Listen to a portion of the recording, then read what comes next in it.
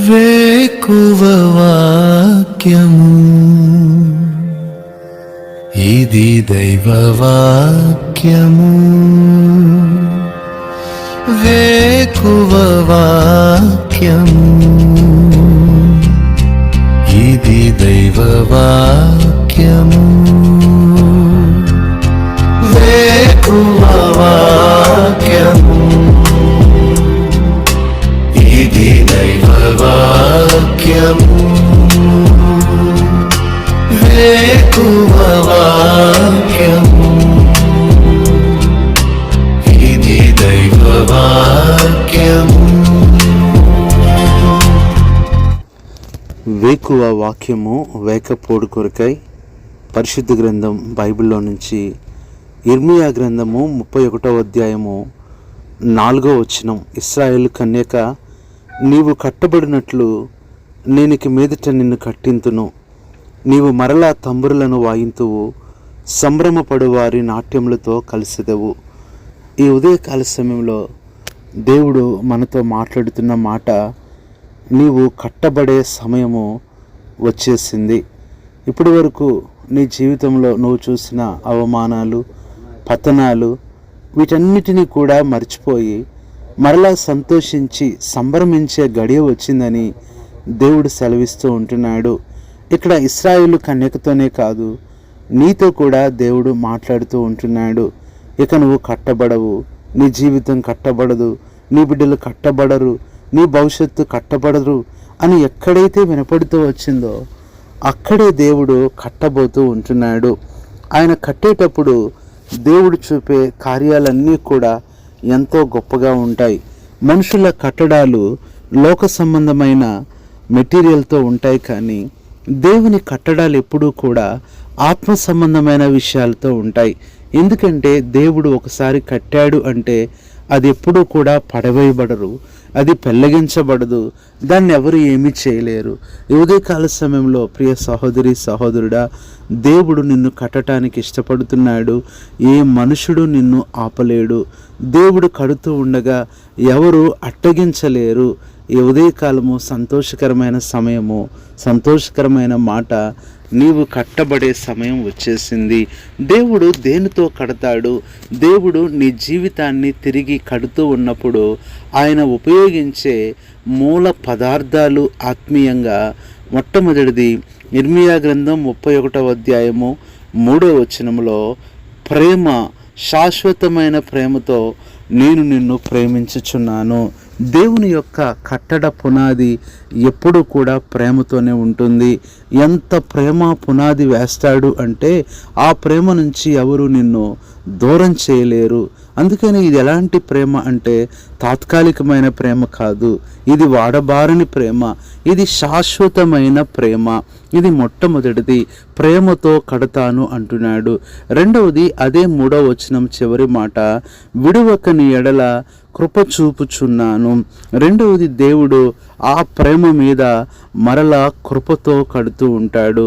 దేవుని యొక్క కృప అనేది నీ జీవితంలోనికి వచ్చినప్పుడు నువ్వు పోగొట్టుకున్నవన్నీ నీకు వస్తాయి. రెండవది నీకు లేనివన్నీ కూడా నీకు ఇవ్వబడతాయి.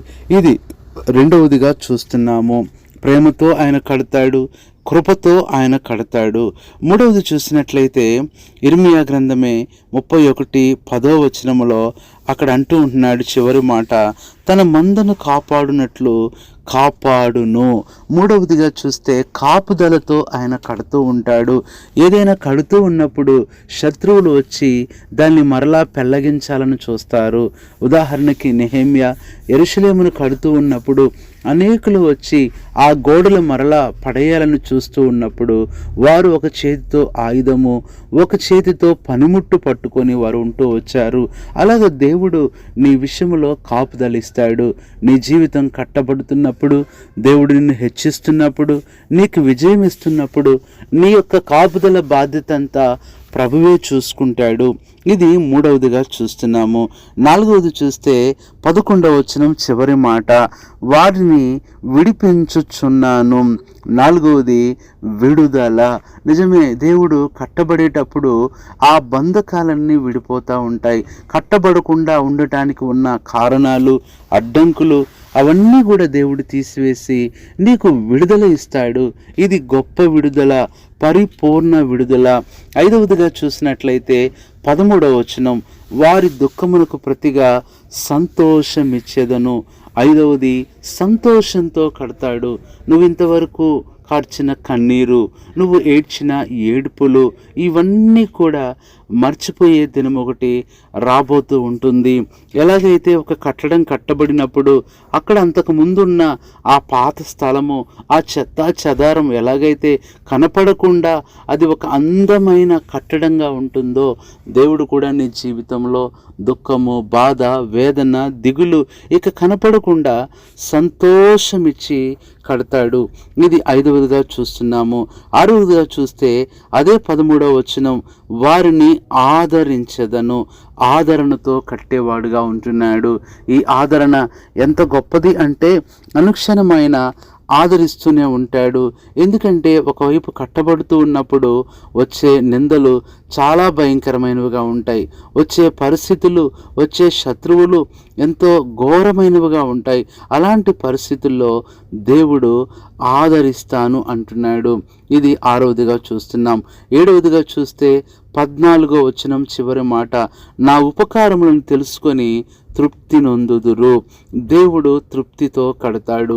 ప్రియ సహోదరి సహోదరుడా, ఇప్పుడు ఏదైతే లేదనుకుంటున్నావో, ఇది నాకు ఎక్కువైపోయింది అన్నంత తృప్తిని దేవుడు ఇస్తాడు. నీ గంపను నింపుతాడు, నీ గిన్నెను నింపుతాడు, నీ వలను నింపుతాడు, నీ పడవను ఆయన నింపుతాడు, నీ హృదయాన్ని నింపుతాడు, నీ నోటిని నింపుతాడు, నీ జీవితాన్ని కూడా నింపుతాడు. కాబట్టి ఈ దినాన ప్రియ సహోదరి సహోదరుడా, నీవు కట్టబడే సమయం వచ్చేసింది.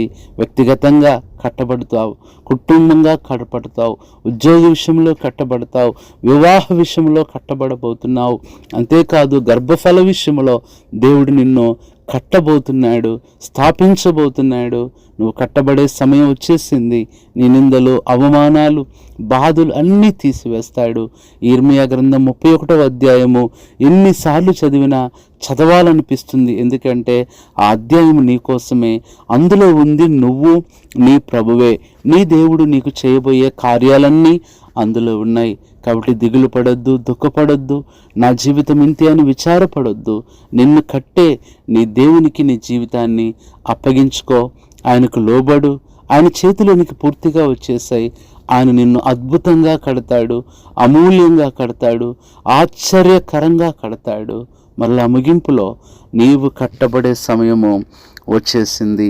పరిశుద్ధుడైన తండ్రి, ప్రభువైన యేసుక్రీస్తు నామములో నీ పాదములు, కొందనములు, స్తోత్రములు చెల్లించుకుంటూ నిన్ను మరలా కట్టింతును అనే మాట ద్వారా మాట్లాడుతూ వచ్చారు ప్రభువా. ఈ దినము తండ్రి, ఎవరైతే విచ్ఛిన్నమైపోయారో, కుటుంబముగా నష్టపోతూ వచ్చారో, తొలగిపోతూ వచ్చారో, కుటుంబముగా విడిపోతూ వచ్చారో, సంఘముగా ఇబ్బందుల్లో, బాధల్లో ఉంటూ వచ్చారో, సంఘము విచ్చలవిడైపోయి ఇలాంటి పరిస్థితుల్లో ఎవరైతే ఉన్నారో ప్రభువా, దయచేసి వారిని వ్యక్తిగతంగా కట్టండి, కుటుంబంగా కట్టండి, సంఘంగా కట్టి, సమాజంగా మరలా సమకూర్చి కట్టి మీరు దీవిస్తూ రమ్మని ప్రతి విషయంలో సహాయం చేయండి. వారి అనారోగ్యాన్ని కట్టండి ప్రభువా. ఆమె రక్తధార కట్టెను అనే అనుభవంతో ఈరోజు అనారోగ్యం ఉన్న వారందరి కొరకు ప్రార్థిస్తున్నాం. వారి అపజయాలను కట్టివేయండి. ఈ రోజు నుంచి విజయాన్ని అనుగ్రహించండి. వారి దుఃఖాన్ని కట్టివేసి సంతోషాన్ని మీరు అనుగ్రహించి ప్రభువా, ఈ రోజున తండ్రి ఈ 7 అనుభవంతో వారిని మరలా నూతనంగా కట్టి మీరే మహిమ పొందమని, ఘనత, మహిమ, ప్రభావాలు మీకు ఆరోపిస్తూ మా ప్రభువును, రక్షకుడైన, తిరిగి మమ్మల్ని కట్టువాడైన ప్రభువైన యేసుక్రీస్తు నామములో కృతజ్ఞతాస్తుతులతో ప్రార్థిస్తున్నాము తండ్రి. ఆమేన్. మన తండ్రి అయిన దేవుని ప్రేమ, మన ప్రభువైన యేసుక్రీస్తు కృప, పరిశుద్ధాత్మన్యుని సహవాసం మీ అందరికీ సదాకాలం తోడై ఉండి ఈ దినమే కట్టబడినట్లుగా సహాయము చేయునుగాక. ఆమేన్. దార్చుటకు కన్నీటినంతటిని తుడుచుటకు దినమంతా సిద్ధపరచుటకు దైవ చిత్తం గ్రహించుటకు